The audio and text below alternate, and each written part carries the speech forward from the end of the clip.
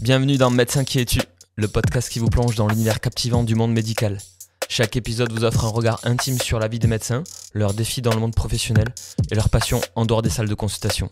Je m'appelle Maxime Garcia, bienvenue et bonne écoute.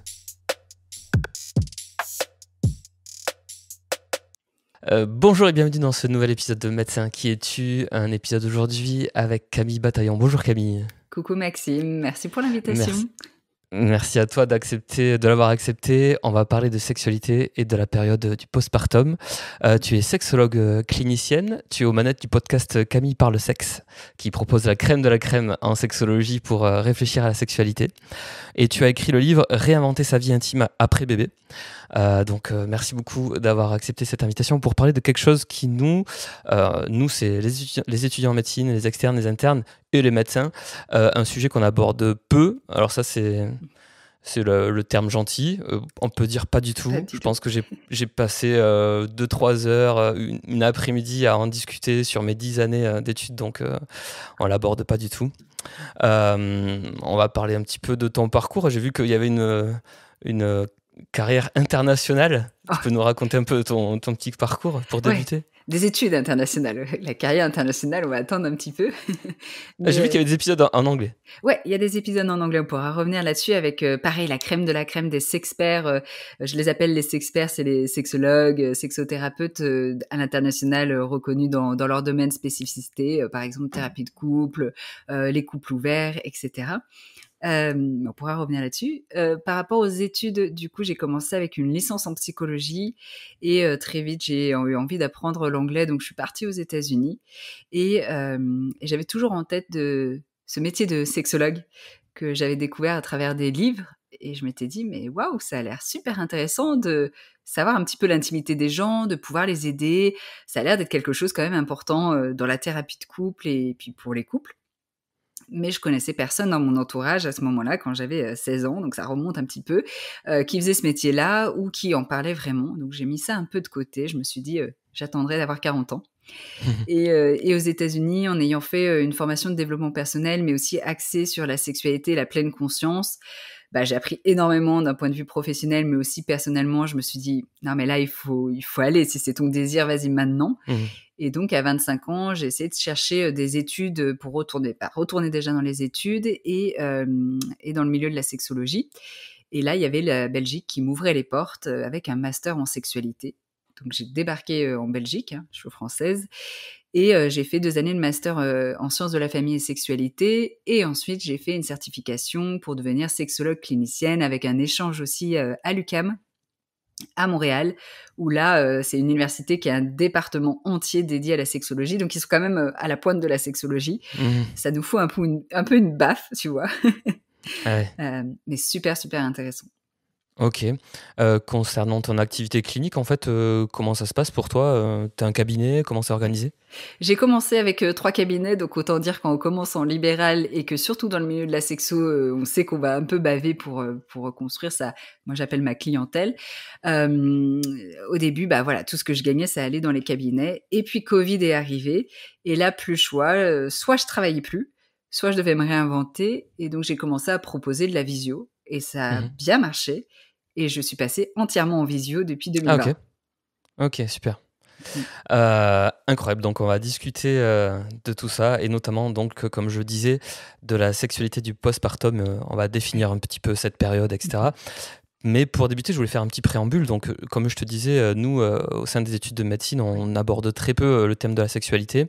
Alors bien sûr, je pense que des médecins se sont un peu orientés là-dessus, notamment sur cette période-là. Évidemment qu'il y en a, mais c'est quand même une démarche hyper active de notre part de vouloir apporter de nouvelles formations, des diplômes universitaires, interuniversitaires, etc. Mais dans le tronc commun, dans le standard des études de médecine, pas du tout. Donc, je pense que cet épisode va trouver auditeur. Évidemment, on a une formation médicale sur la grossesse et sur le postpartum, sur la période de retour de couche, sur la surveillance d'une femme qui vient d'accoucher, le risque infectieux, le risque hémorragique, la fièvre, la douleur, plein de choses. Mais c'est très médicalisé et cette part de sexologie eh ben, elle a, je pense, une connotation non médicale qui fait qu'on n'en parle pas du tout, quoi. Super intéressant ce que tu dis et c'est tout à fait vrai et c'est pour ça, en fait, j'ai remarqué qu'on parlait pas de ce sujet de la sexualité périnatale, donc avant bébé, pendant une grossesse, en postpartum et des professionnels de la santé, surtout les sages-femmes, se sont un peu emparés du sujet à la sortie de mon livre, Réinventer sa vie intime après bébé et m'ont poussée à, créer une formation, pour parler de ce sujet-là. Comme je te disais, sur LinkedIn, pour l'instant, jusqu'à présent, j'ai pas vraiment eu encore de médecin. C'est vraiment les sages-femmes, les psychologues qui commencent à vraiment et les sexologues à se spécialiser vraiment sur cette thématique-là. Parce qu'effectivement, sur le sujet de la sexologie, c'est normal au début quand ça a été créé, c'était par des médecins, des gynécologues, donc il y a une approche médicale. Mmh. Moi, c'est vrai que dans la pratique, l'aspect médical, c'est pas le plus représentatif. Dans beaucoup de difficultés sexuelles, relationnelles, intimes, il y a beaucoup de psychosexo et donc c'est Mmh. important aussi de pouvoir en parler. Mmh. On va faire un petit question-réponse. J'ai posé sur Instagram, j'ai demandé s'il y avait des questions. J'ai eu des questions et en effet, il y a une des questions, c'est quelle est la différence de motif de consultation entre les tiens et les personnes, les patients qu'on voit en cabinet? Et tu vas nous dire, mais je pense qu'il y a une vraie différence d'approche et la façon dont les patients posent leurs problèmes sur la table est sans doute Ah, pas du tout la même. Et ça va être intéressant. intéressant. Ouais, du coup, effectivement, les motifs de consultation, peut-être que ça revient souvent, mais un des premiers, c'est surtout vis-à-vis du désir. Un manque de désir. Les gens ne consultent jamais pour trop de désir. Ça, dans notre société, c'est quand même assez valorisé le fait d'avoir du désir et dévalorisé le fait de pas en avoir. Donc ça explique aussi pourquoi les gens viennent pour ça. Et surtout les femmes, encore une fois, c'est plutôt elles qui consultent le plus souvent. Donc elles viennent avec ces questionnements-là. Il y a la question du plaisir aussi. Là, plutôt les femmes aussi. Les hommes, cas classique de ce qu'on voit, mais c'est les troubles érectiles ou les éjaculations qui arrivent précocement, prématurément. Et puis dans la relation de couple, on n'arrive pas à communiquer, on se comprend plus, et ça joue évidemment aussi sur la sexualité, là pour faire en gros quoi. Ok. Alors, dans sexualité du postpartum, il y a postpartum. Est-ce qu'on peut parler de cette période? Alors, il y a des termes médicaux. Alors, j'ai pas trop envie de Ouais, surmédicaliser cet épisode, mais ça, je te laisse nous, ouais, nous ça donner tombe bien, je cette vais pas définition. utiliser de termes médicaux parce que je pense que là, toutes les personnes qui nous écoutent l'ont sûrement déjà en tête. Moi, je vais plutôt parler justement de cette approche que peut-être on voit moins, on entend moins dans le Mhm, milieu médical et pour voir si ça résonne aussi avec les personnes intéressées.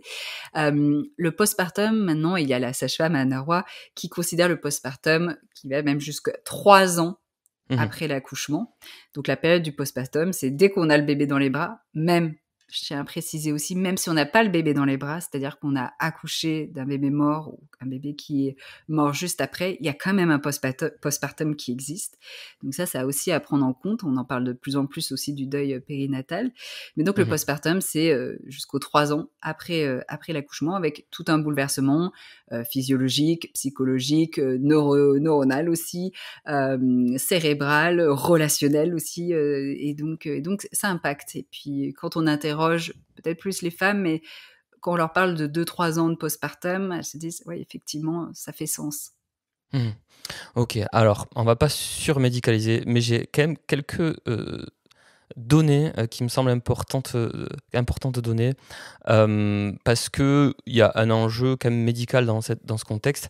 Selon le Collège national des gynécologues obstétriciens, le premier rapport sexuel se déroule à peu près à 5 semaines après l'accouchement. Tu vas nous valider ou pas selon ton expérience. Et il y a environ 60% des couples qui auront un rapport sexuel à un mois de l'accouchement. Et notre information hyper importante, c'est que la fertilité se remet en place à peu près au 25e jour. Ça me semble intéressant, ça me semble important de le dire aux auditeurs, 25e jour. Et ça amène 5,5% des interruptions de grossesse qui se font à peu près 6 mois de l'accouchement. Donc c'est important, même si on ne va pas médicaliser, c'est une donnée importante. La fertilité se réinstalle assez vite. Et Mhm. donc, il y aura des discussions. Peut-être là, pour le coup, c'est des discussions à avoir en cabinet médical, de contraception, etc. Totalement. Oui, par rapport aux chiffres. Je n'aime pas les chiffres. Je Ouais. n'aime pas les chiffres, surtout sur ce sujet-là parce que déjà, en fait, ça veut rien dire. On a ces chiffres, mais de quelle manière elle a été faite cette reprise? On ne sait pas s'il y a eu du consentement, on ne sait pas s'il y avait du désir, on ne sait pas s'il y avait du plaisir. Ça veut rien dire, mais surtout, c'est que les personnes en face qui ont ces chiffres-là vont se dire il faut faire le même. Si tout le monde a repris au bout d'un mois, il faut le faire, peu importe si on en a envie ou pas. Il y a souvent, moi, ce que j'appelle cette norme du voisin, quoi. On s'imagine que le voisin, la voisine a repris des rapports sexuels tout de suite après l'accouchement, pardon, ou à un mois, ou qu'il faut faire l'amour 2 fois par semaine, etc., sans se questionner sur vraiment ce qu'on a envie. Alors après, si on parle du côté médical, il y a souvent quand même aussi l'aspect, oui, mais de manière physiologique, il faut quand même se poser la question à quel est le meilleur moment pour reprendre, dans le sens, faut pas reprendre tout de suite, quoi. Bon, il y a des couples qui peuvent reprendre tout de suite.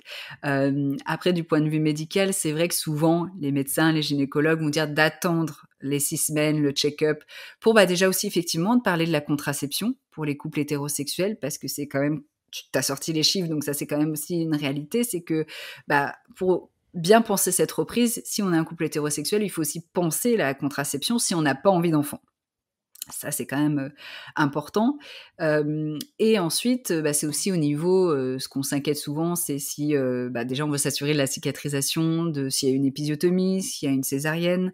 Bon, ça, les femmes, quand même, dans leur corps, souvent, dans leur corps, elles sentent si elles ont la possibilité ou pas d'avoir des rapports sexuels. Et encore une fois, qu'est-ce qu'un rapport sexuel? Est-ce qu'on parle de pénétration? Ou si on parle de caresses, de masturbation, peut-être que la cicatrisation de la césarienne, même si elle est peut-être pas totalement rétablie, on peut-être. Enfin, les femmes sentent dans leur corps finalement ce qui est possible ou pas. Et des fois aussi, c'est pas dans la majorité des cas, mais des fois en donnant un peu ce marqueur, femme ou partenaire va se dire ça y est, les 6 semaines sont passées, il faut reprendre. Donc il y a une pression aussi qu'on peut mettre sur soi-même, qu'on pense que la société peut mettre sur nous-mêmes, ou que des fois le partenaire met sur nous-mêmes en tant que femme. Voire des fois, même quand les gynécologues, médecins annoncent, disent voilà, tout va bien, vous avez pensé à la contraception, vous pouvez reprendre les rapports, ça peut être de très bonnes intentions de la part du médecin, mais en face, de la part des femmes que j'ai en face de moi, elles peuvent l'avoir perçu comme une pression, comme en fait je dois reprendre, mais qu'est-ce qu'il me raconte là, il me parle de contraception, mais j'en suis pas du tout là, quoi. Et je pense que peut-être dans le discours, on pourrait prendre quelques minutes supplémentaires pour dire voilà, moi je vous dis qu'au niveau physique, tout va bien, mais maintenant c'est vous qui sentez quand vous êtes prête, quand vous en avez envie. Si vous rencontrez des difficultés ou que vous avez des questions, voici l'annuaire des sexologues ou une recommandation de sexologue ou thérapeute de couple. Je pense qu'on peut prendre quelques minutes supplémentaires pour nuancer des fois nos propos. Après, on sait que, comme tu disais, dans les formations médicales, il n'y a pas ce sujet-là qui est abordé. Et surtout, il y a un manque de temps. Ça, c'est une évidence. Pour vraiment parler de ce sujet-là, il faut suffisamment de temps parce qu'on sait que ça peut être des fois lourd pour les personnes, tabou, pas évident, gênant, honteux. Donc, il faut suffisamment de temps et de confiance pour pouvoir laisser la parole. Donc, des fois, il faut au moins une bonne trentaine de minutes. Des fois, on n'a pas toujours 30 minutes. Il faut être à l'aise avec ce sujet-là. Pas tout le monde a décidé d'être sexologue ou de parler de sexualité, donc c'est aussi quelque chose à respecter. Et puis, il faut avoir les connaissances pour pas dire de la merde, pour dire les choses vraiment, parce que tout ce qu'on dit, ça a un impact sur les personnes, et même nos mots ont un impact sur les personnes. Ok, super intéressant pour déjà planter le décor de comment, quand, pourquoi. Alors, j'ai quelques questions. Est-ce qu'il y a une variation de la libido au cours de la grossesse? Parce qu'il y a quelques questions, je pense que c'est aussi pour soit déconstruire des idées reçues, soit pour de la vraie croyance. Mais est-ce qu'il y a des variations de la libido au cours de la grossesse et au cours de la période du postpartum? Et quelle est la différence entre cette libido, entre ces deux périodes? Je pense qu'il y en a qui vont être déçus de par mes réponses parce qu'en sexualité, je vais souvent dire, en fait, ça va dépendre des personnes, des situations. Donc, je peux pas faire de généralité. Souvent, ce qu'on va entendre vis-à-vis de la grossesse et qu'on peut percevoir, mais ça va dépendre, encore une fois, d'une femme, d'une grossesse à une autre, en plus, d'une situation à une autre. Souvent, ce qu'on va dire, c'est que, et ça, quand même, on peut le voir assez régulièrement, mais c'est qu'au premier trimestre, quand il y a de l'inconfort, des nausées, des vomissements, l'hyper-MS gravidique, quand on cache un petit peu cette grossesse, on se dit il faut attendre les 3 mois, etc. Il y a souvent un terrain des fois anxieux, il y a des fois de l'appréhension, d'un arrêt spontané de grossesse aussi s'il y a des rapports sexuels, le fait de ne pas être bien dans son corps parce qu'on a des nausées ou des vomissements, tout ça, ça vient freiner le désir. Donc ça, on peut dire, peut-être de manière générale, encore une fois, il y aura des personnes qui peuvent ne pas se retrouver là-dedans, où là, au premier trimestre, le désir peut diminuer. Au deuxième trimestre, généralement, on voit que ça augmente dans les conditions où on se sent bien dans son corps, on se sent bien dans sa tête, on se sent bien dans son couple et on se sent bien dans sa sexualité. Donc ça fait quand même des conditions. Et au troisième trimestre, pareil, ça peut être la même chose. De manière générale, on va dire que ça descend un petit peu parce que y a des fois le ventre, c'est un petit peu encombrant. On prend pas en compte aussi, mais le partenaire en face, et là je pense plutôt aux hommes, ont beaucoup d'appréhension et de stress aussi. Pareil, la peur au premier trimestre, la peur qu'il y ait un arrêt spontané de grossesse, même si c'est plus le cas des femmes. Mais après, quand le ventre est un peu plus imposant, il y a beaucoup d'hommes qui arrêtent d'avoir une sexualité. C'est 1 homme sur 2 qui arrêtent d'avoir une sexualité parce que ils ont peur de faire mal au bébé. Donc il y a cette croyance qu'on peut faire mal au bébé avec son pénis lors d'une pénétration. D'accord. Ça déjà de rassurer sur le fait que non, le pénis ne peut pas toucher le bébé. Donc ça, en tant que médecin, on peut aussi montrer des planches anatomiques, on peut essayer parce que souvent les personnes ne visualisent pas, ne savent pas vraiment ce qu'il y a à l'intérieur, donc ça, on peut facilement les rassurer. Et là, après, on fait un petit aparté, si tu veux, il y a la cavité vaginale qui, au fond, un col utérin, derrière l'utérus, où est niché le bébé, et tout ça représente une certaine distance, une certaine protection tissulaire. Les choses sont faites pour des fonctions, et la sexualité a toujours pu être poursuivie au cours des grossesses depuis la nuit des temps. Donc, l'anatomie est bien faite, on peut le dire de cette façon. Super rappel. Et puis après, des fois, il y a la question, même si je suis rassurée, ça m'excite pas de faire l'amour et de me dire, il y a peut-être il y a un bébé entre nous deux, etc. Tout s'entend. Mais ce qui est important, c'est de pouvoir en parler au sein du couple aussi. Voilà, par rapport au désir qui peut fluctuer. Encore une fois, tu vois, généralité, chaque personne a son propre vécu. Et en postpartum, de la même manière, il y a des personnes, il y a des couples qui vont reprendre une sexualité, qu'elle soit pénétrative ou pas d'ailleurs, sans difficulté, rapidement ou pas, tout dépend aussi. Et d'autres pour qui ça va être beaucoup plus difficile, beaucoup plus houleux. Et là, tu vois, je te fais des généralités, mais vraiment, en fait, ce qui est le plus important, ce qui va jouer le plus sur la sexualité postpartum, tu sais ce que c'est? L'écoute ou le dialogue? Alors ça, c'est important. C'est encore plus loin que ça, c'est comment était notre sexualité ou comment était ma sexualité avant le projet bébé. C'est-à-dire qu'en fait, le postpartum, il va être un amplificateur, que ce soit dans les bonnes choses, voire dans les mauvaises choses. Et donc, des fois, si j'avais déjà des douleurs au début de ma sexualité ou avant le projet bébé ou pendant le projet bébé que j'ai pas traité ça, et pendant le postpartum, j'ai un plus grand risque d'avoir des douleurs encore plus et voire chroniques. Ou s'il y avait des difficultés, des tensions dans ma relation de couple et qu'on n'a pas réussi à aborder ça ou traiter ça, le postpartum, avec la tornade que c'est, ça va aussi amplifier tout ça. Et puis, il y a des couples pour qui ça se passait déjà très bien avant, qui ont travaillé sur leur couple et ça se passe bien après. Ça les empêche pas que ça les secoue un petit peu, qu'il peut y avoir des fois quand même des difficultés, mais ils vont arriver à rebondir beaucoup plus facilement. D'accord. Ok. Alors, deuxième question, comment se fait un retour à la sexualité? Est-ce que tu as des méthodes? Et deuxième question après, quelles sont les embûches ou les soucis qui peuvent amener à un début de mésentente dans les couples? Là, tu nous en as déjà un petit peu touché de doigts. Mais pour débuter, comment se fait un retour à la sexualité? Est-ce qu'il y a des méthodes, des façons de faire ou des façons de ne pas faire, justement? Super. Moi, j'aime bien questionner quand même cette reprise parce qu'il y a beaucoup de pression autour de cette reprise. C'est comme si, en fait, il y avait quelque chose qui s'était arrêté et puis on le reprend. Et ce qui est vrai dans beaucoup de couples, surtout quand on pense la sexualité avec pénétration. Maintenant, c'est pour ça qu'on essaye aussi dans les cabinets de sexologues, et puis de plus en plus à travers les réseaux sociaux, etc., de parler de sexualité pénétrative, sexualité non pénétrative, pour dire qu'en fait, il y a plein de pratiques sexuelles qui existent et elles sont toutes valables, selon les préférences évidemment, mais ça ne doit pas tourner autour de, par exemple, la pénétration.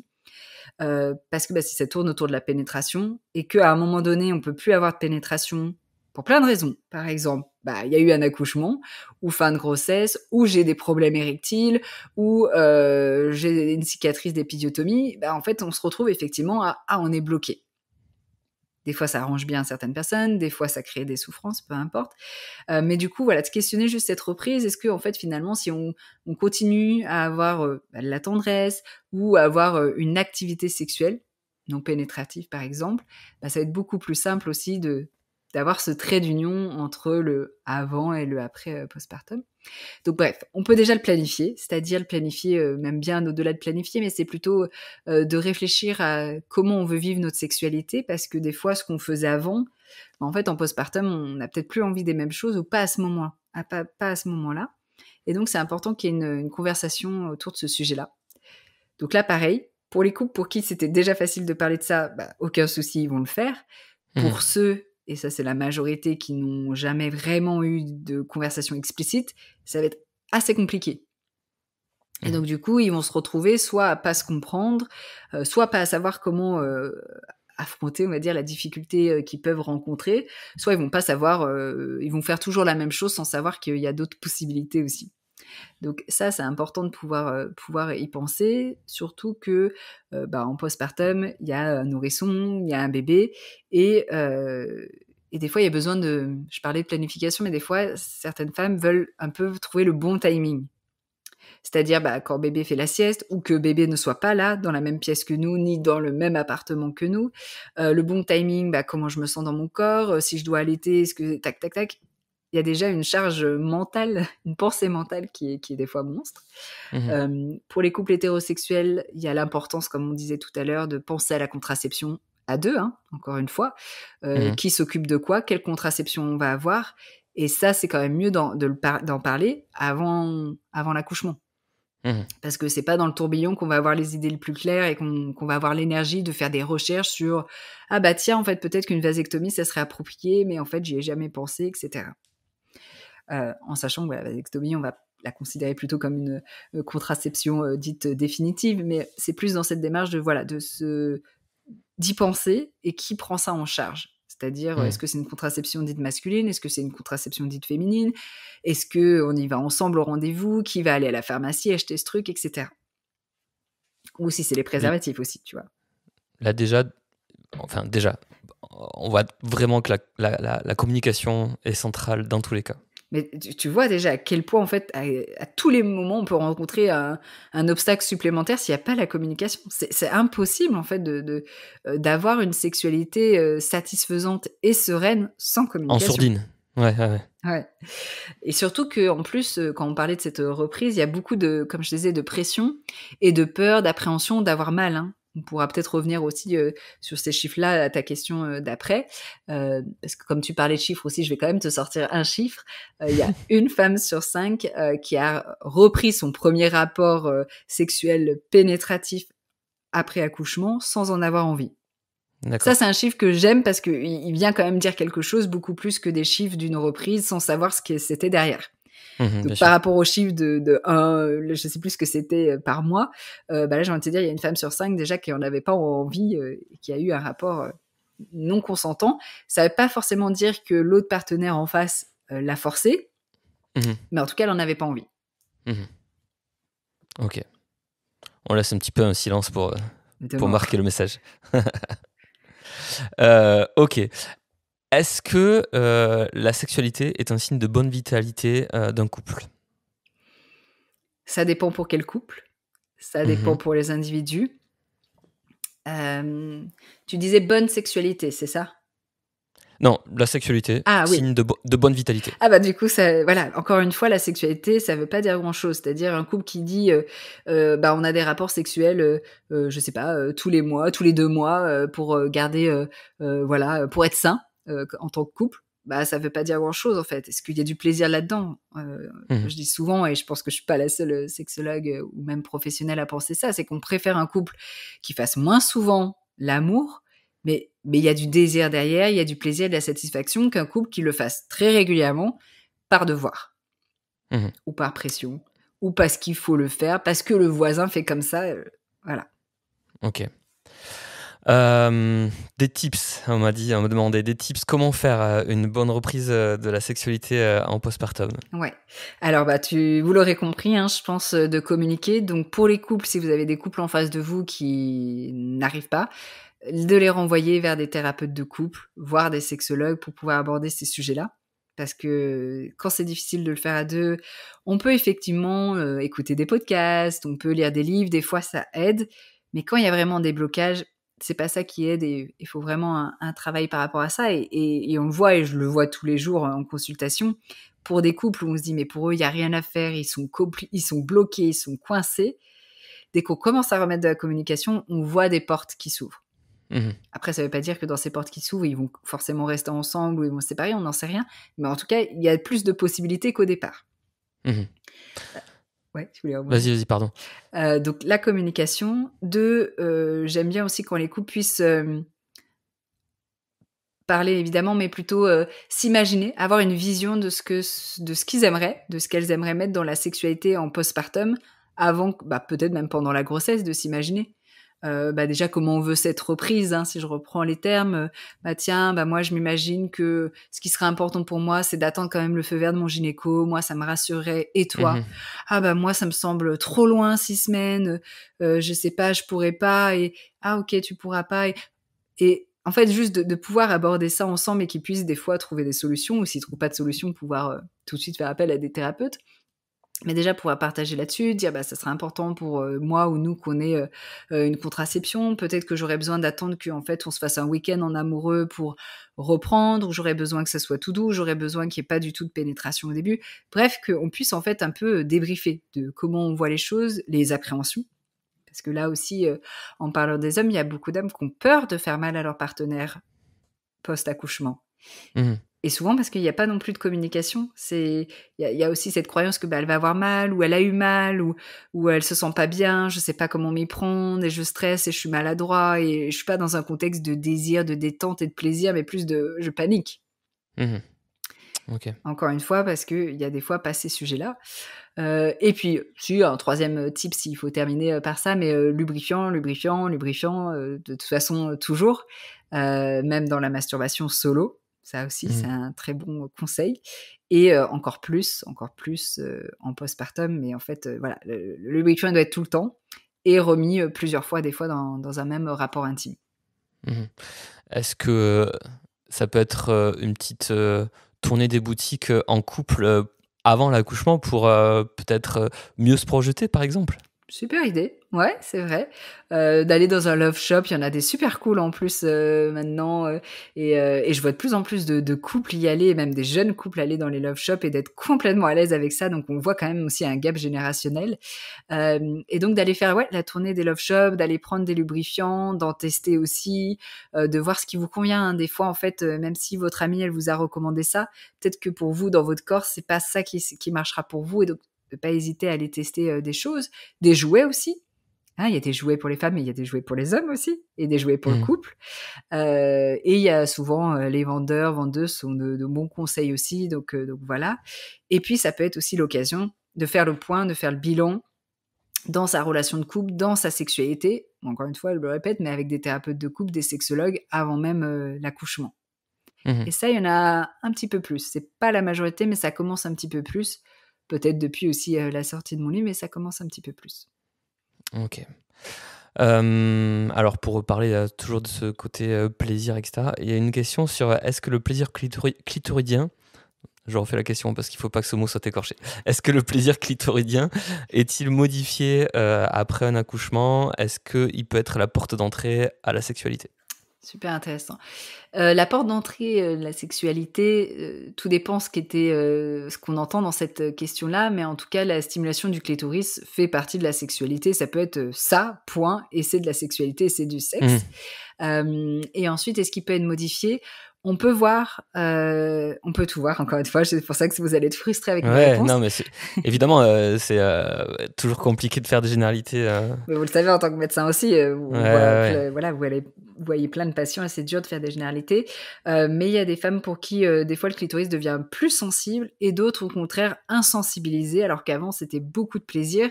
Et ça peut arriver. Alors, il y en a qui vont faire beaucoup de recherches en termes de est-ce que mes nerfs ont été atteints? Hein, c'est des fois une question aussi légitime. Est-ce que pendant l'accouchement, est-ce que parce qu'il y a des instruments, ça a pu changer quelque chose, et donc elles vont aller voir les médecins. elles trouvent pas forcément de réponse des fois là-dessus et moi je partirais plus, de la pleine conscience en fait, de est-ce que je suis présente dans mes sensations pour pouvoir déjà ressentir? Et des fois ça peut être des femmes qui du coup sont devenues mal à l'aise dans leur corps, n'aiment plus leur corps, sont plus à l'aise dans la sexualité, n'aiment plus le rapport tel qu'il est proposé et en fait vont être totalement dans la tête et moins dans le corps. Mmh. Après, il y a une différence entre une femme qui dit: «Bah non, moi je ressens plein de plaisir de partout», mais là vraiment c'est le clitoris où il y a je ressens plus rien.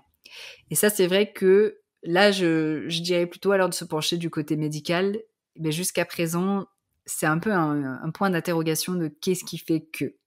Mmh. Et c'est pas toujours évident de répondre à cette question aussi. Donc pour les médecins, bah oui, on peut déjà peut-être écarter, la piste, physique. Et après si c'est une personne où c'est vraiment de manière générale et pas que le clitoris, mais de manière générale, vraiment plus poser la question en fait, bah, de la charge mentale, de l'estime de soi, de comment ça se passe dans le couple, est-ce qu'on peut être dans le moment présent et cetera. Mmh.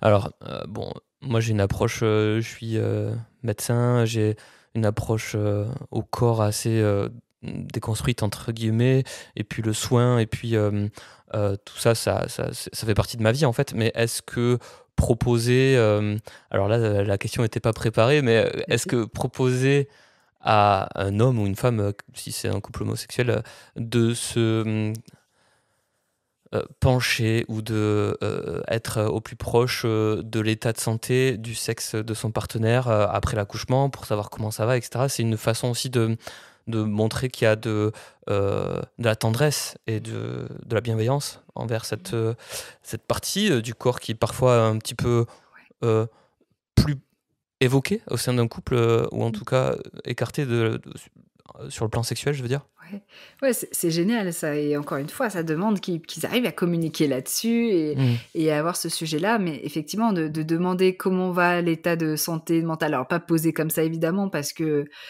probablement que la partenaire, le partenaire peut dire: «Oh ça va», enfin on est dans le tourbillon, mais vraiment en fait prendre le temps. Parce qu'on parlait de communication, mais il y a aussi prendre le temps de se poser pour se dire les choses.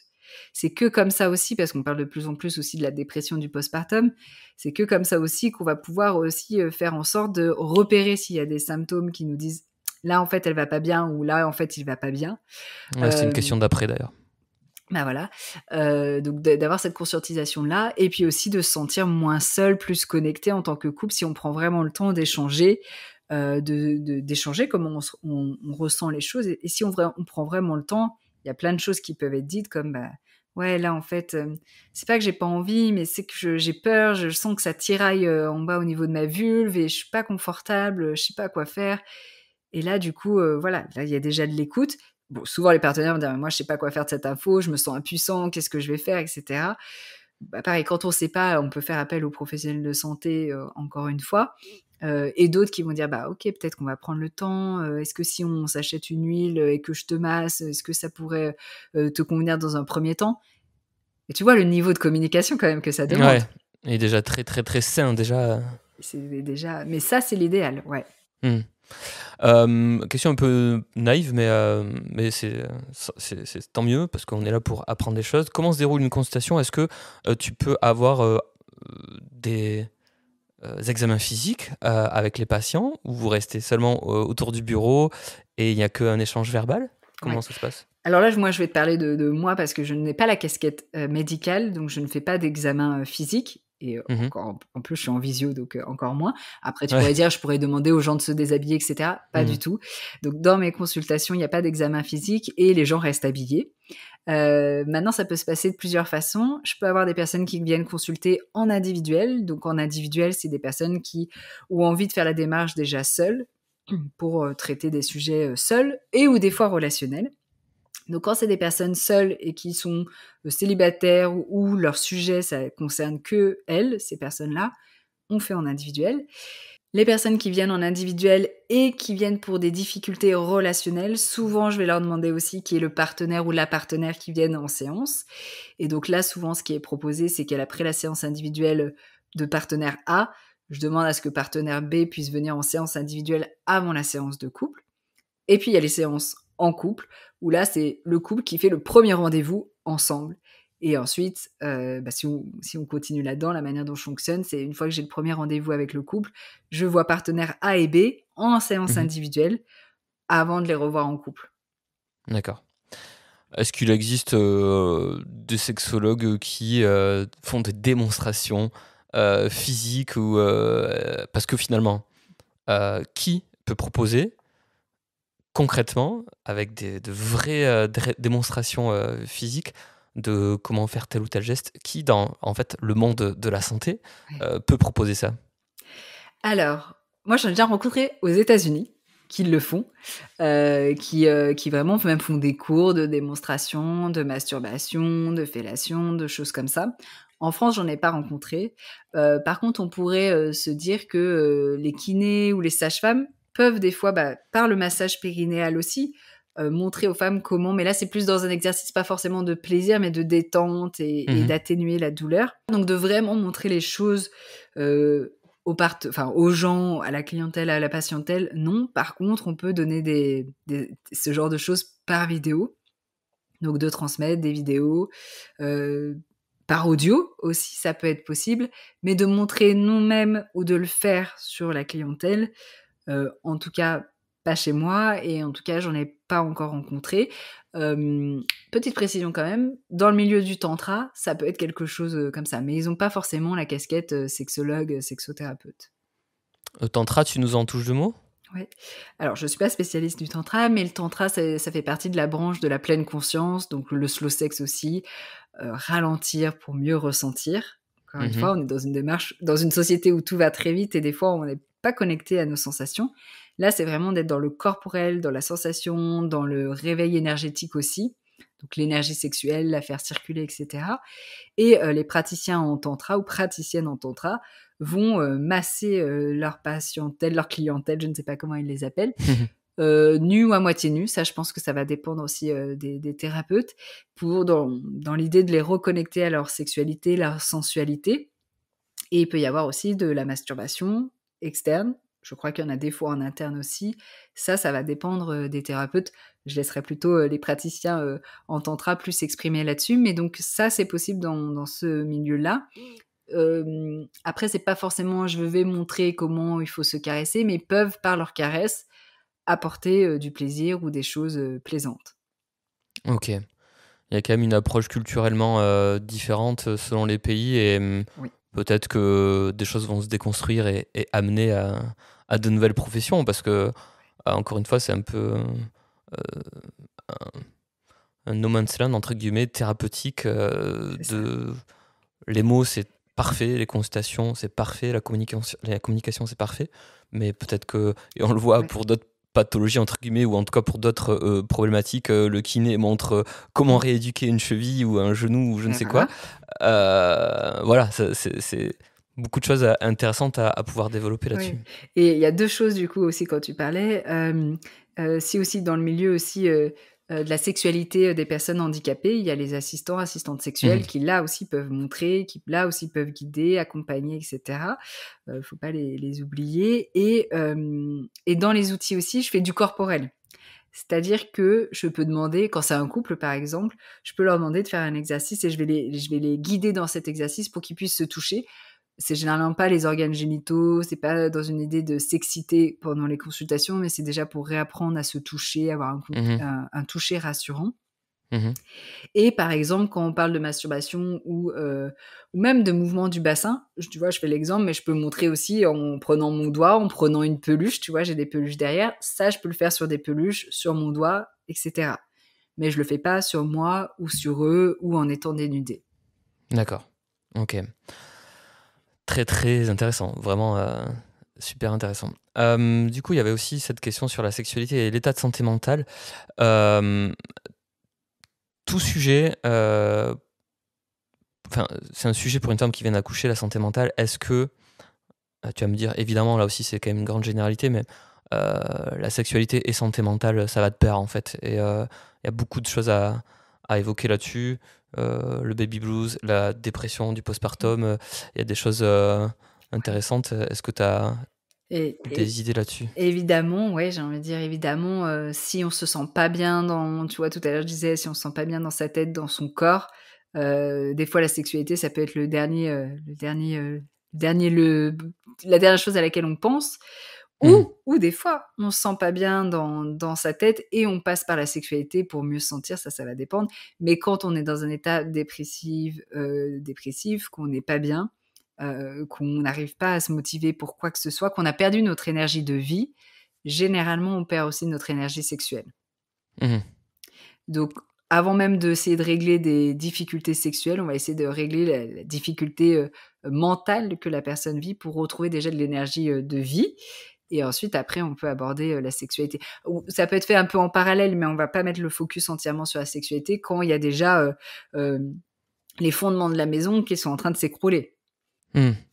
Tu vois. Mhm. Donc la période du baby blues où ça c'est quelque chose de pas pathologique, où c'est assez physiologique et que ça peut arriver quelques jours, quelques semaines après l'accouchement et Mhm. ça dure pas trop longtemps, bon, ça n'a pas un grand impact. La dépression du postpartum qui peut arriver plusieurs semaines, plusieurs mois après et qui dure, ça a vraiment un impact.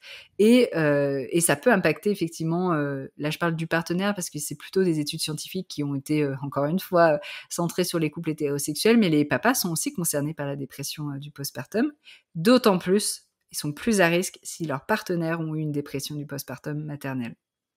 Ok. Donc il y a vraiment un enjeu de la famille aussi. Parce que Mhm. s'il y a une maman qui a une dépression du postpartum et le papa par la suite, ça fait 2 parents quand même dépressifs Mhm. et c'est pas rien. Mhm. Ouais, c'est pareil. Ok, très intéressant. Merci beaucoup, c'était parfait. Il y a 1000 Il choses y a à plein de dire, choses à dire. vraiment. Je me dis: «Ah punaise». Ouais, Ah ouais. Est-ce que tu as je sais pas, des sites, évidemment, il y a ton bouquin que je vais mettre en lien ouais. et que Le je e-book, vais maintenant proposer. le e-book est disponible, sur papier un peu moins, mais E-book. le e-book en plus c'est la version 2024, donc toute fraîche.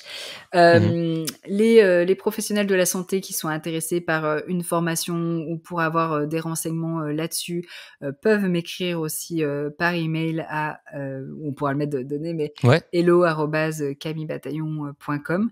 Que ce soit justement dans les études de médecine, ça m'intéressera d'en discuter, mais justement si il y a des étudiants et étudiantes proposer des interventions en sexo-périnatalité, je serais ravie d'y participer.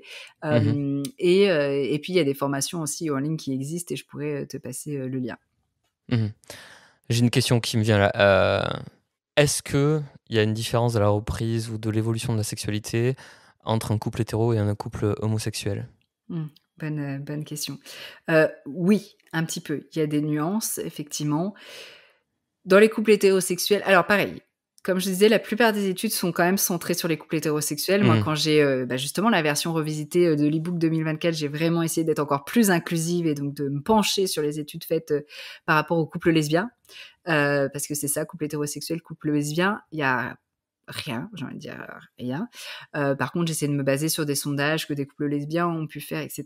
Ce qui en ressort de cette reprise, entre guillemets, c'est que pour les couples lesbiens, il y a quand même beaucoup moins de pression à cette D'accord. reprise. Pourquoi? Parce que déjà, elles sont généralement détachées de ce patriarcat.